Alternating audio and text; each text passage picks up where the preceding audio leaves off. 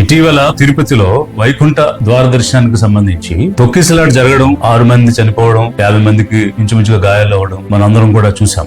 ఇంత దారుణమైనటువంటి సంఘటన టీటీడీ చరిత్రలో ఎప్పుడూ కూడా జరగలేదు. మరి అలాంటి సందర్భంలో బోర్డు చైర్మన్ మీద గానీ సభ్యుల మీద గానీ అలాంటి చర్య ఇంతవరకు తీసుకోలేదు. టీటీడీ చైర్మన్ సభ్యులు అందరూ కూడా మోరల్ గా రాజీనామా చేయాల్సినటువంటి అవసరం ఉంది. ఒకవేళ వాడు రాజీనామా చేయకపోతే ప్రభుత్వం వారిని సాక్ చేయాలని లిబరేషన్ కాంగ్రెస్ పార్టీ డిమాండ్ చేస్తుంది. ఈ రకమైనటువంటి సంఘటనలు మన దేశంలో ఎప్పుడైనా జరిగినప్పుడు 1956 ఎక్కడో తిరుచినాపల్లి దగ్గర ఉన్నటువంటి అరేలూరులో తూత్తుకుడి ఎక్స్ప్రెస్ ట్రైన్ యాక్సిడెంట్ జరిగితే ఢిల్లీలో ఉన్నటువంటి రైల్వే మినిస్టర్ లాల్ బహదూర్ శాస్త్రి గారు రిజిగ్నేషన్ మోరల్ గ్రౌండ్స్ మీద నేను రాజీనామా చేస్తున్నానని చెప్పి ఒక గోల్డెన్ స్టాండర్డ్స్ ని వారు పెట్టారు. ఆ విధంగా సంఘటన జరిగినప్పుడు 99లో నితీష్ కుమార్ గారు, 2017లో సురేష్ ప్రభు గారు, ఇట్లా అనేక సందర్భాల్లో నైతిక బాధ్యత తీసుకున్నారు. మన రాష్ట్రంలోనే వంగవీటి మోహన రంగ హత్య జరిగిన సమయంలో అప్పుడు ఇదే తెలుగుదేశం ప్రభుత్వం ఉంది. హోమ్ మినిస్టర్ గా ఉన్నటువంటి కోడెల శివప్రసాద్ గారు కూడా రాజీనామాని నైతికంగా ఇస్తున్నారని చెప్పడం అనేటువంటిది మనం చూసాం. మరి ఇలాంటి చరిత్ర సంస్కృతి కలిగిన ఈ దేశంలో కేవలం అపాలజీ అంటే క్షమించండి అని ఒక పదం చెప్తే అది బాధ్యత తీసుకున్నట్టు అవుతుందా?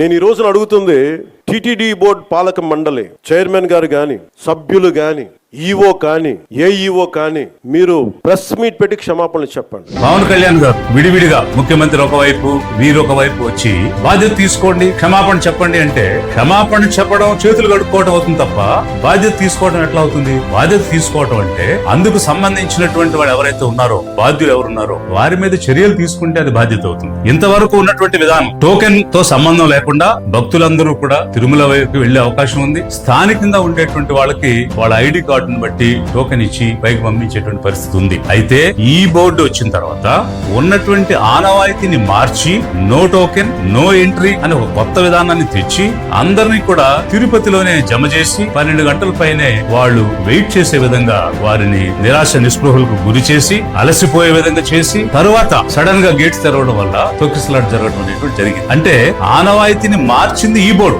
మార్పులు చేసినప్పుడు ఎఫిషియెంట్ గా పనిచేసి వారందరికీ కూడా సరైనటువంటి దర్శనం ఇవ్వాలి. స్థానికులు కాని వారిని కూడా పిలిపించి వారికి కూడా టోకెన్లు ఇచ్చేటువంటి విధానాన్ని కొత్తగా తీసుకుని వచ్చి ఆన్లైన్ లో టోకెన్స్ తీసుకున్న వాళ్ళు కంఫర్టబుల్ గా వచ్చి ఆ టైం ప్రకారంగా వెళ్లే అవకాశం ఉండేది. విధానాలు మార్చిన తర్వాత బాధ్యత మీరే తీసుకోవాలి. తప్పు జరిగింది కాబట్టి బాధ్యత మీరు తీసుకోవాలి కదా. ఆ రకమైనటువంటి బాధ్యత తీసుకోకుండా క్షమాపణలు చెప్తాం, చేతులు కడుక్కుంటామంటే అది బాధ్యత ఎలా అవుతుంది? పవన్ కళ్యాణ్ గారు అక్కడ ఉన్నటువంటి జరుగుతున్నటువంటి విషయాన్ని మొత్తాన్ని కూడా మార్చి తన వైపు తిప్పుకోవడానికి, తన ఇమేజ్ పెంచుకోవడానికి, ప్రజల్లో నేను ప్రశ్నించాను, నేను గొప్పవాడిని అని అనిపించుకోవడానికి సినిమా డైలాగ్ చెప్పినట్టు ఉంది తప్ప బాధ్యత తీసుకున్నట్టు లేదు. ఒకవేళ నిజంగానే వారి ఆలోచన నిజమైతే కనీసం జనసేన పార్టీ తరపున నియమితులైన బోర్డు సభ్యులు ఉన్నారు కదా, వారితోనైనా రిజైన్ చేయించొచ్చు కదా. నిజంగా వీరు బాధ్యత తీసుకుని అది సినిమా డైలాగ్ కాదు, ప్రజల్ని ఎమోషన్ తో ఆడుకోవడం కాదు, వారిని తన వైపుకు తిప్పుకోవడం కాదు అని అనుకుంటే కనీసం జనసేన సభ్యులతో